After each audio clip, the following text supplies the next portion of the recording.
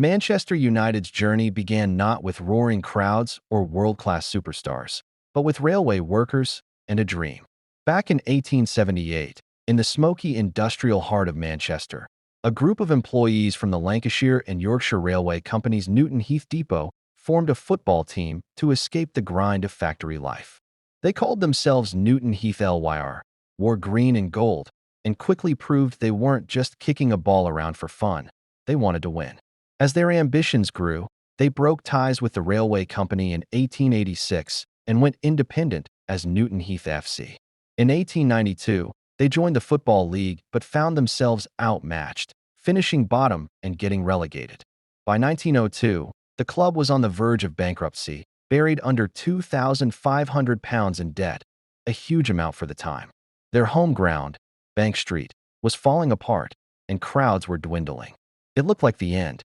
But salvation came in the form of a local businessman named John Henry Davies, who saved the club and paid off all debts under one condition: they needed a new identity.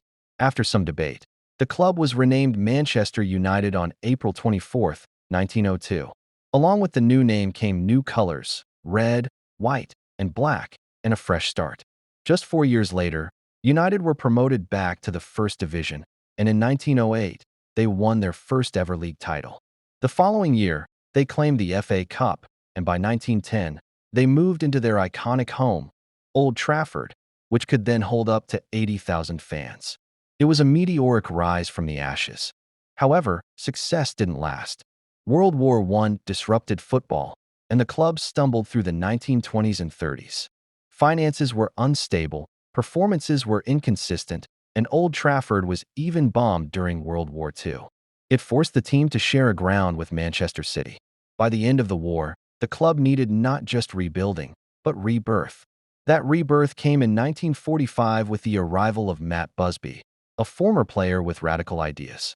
Busby wanted control beyond just the pitch. He wanted to shape the entire club philosophy. Most revolutionary of all, he believed in youth. While other clubs chased experienced veterans, Busby built a team of teenagers, soon to be known as the Busby Babes. They played fearless, fast, intelligent football and won league titles in 1956 and 1957. Busby also pushed United into European competition, something the English FA initially opposed. United were pioneers, taking on Europe's best while still dominating at home. Then came tragedy. On February 6, 1958, the team was returning from a European Cup match when their plane crashed after a refueling stop in Munich, Germany. The crash killed 23 people, including 8 United players. It was one of football's darkest days.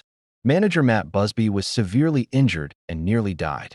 Survivor Bobby Charlton, just 20 years old, would carry the scars and legacy of that day for the rest of his career. The Munich air disaster could have ended the club entirely, but Manchester United doesn't fold.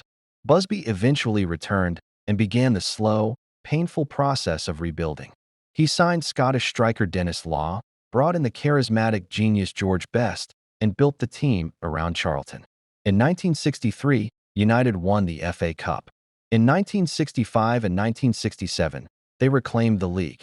And then, in 1968, exactly 10 years after Munich, Manchester United became the first English club to win the European Cup, defeating Benfica at Wembley in a night of redemption, resilience, and glory. But after Busby retired in 1969, the club drifted again. Managers came and went. There were brief highs, but mostly lows, including relegation to the second division in 1974. Still, the fans stood by their team, and United bounced back quickly. The 1980s were a frustrating period of promise without trophies, until 1986, when a Scottish manager named Alex Ferguson took over. Ferguson's early years were rocky. By 1990, fans wanted him out. But an FA Cup win saved his job and changed football history. Fergie built a team of fighters, signing legends like Eric Cantona, Roy Keane, and Peter Schmeichel, while nurturing young talents that would form the iconic class of '92: David Beckham, Ryan Giggs, Paul Scholes, and the Neville brothers. United dominated the 1990s, winning title after title, culminating in 1999 with an achievement no English club has matched: the treble, winning the Premier League, FA Cup, and UEFA Champions League in a single season. In the 2000s, the dynasty continued with new stars like Cristiano Ronaldo and Wayne Rooney, and more Premier League titles poured in.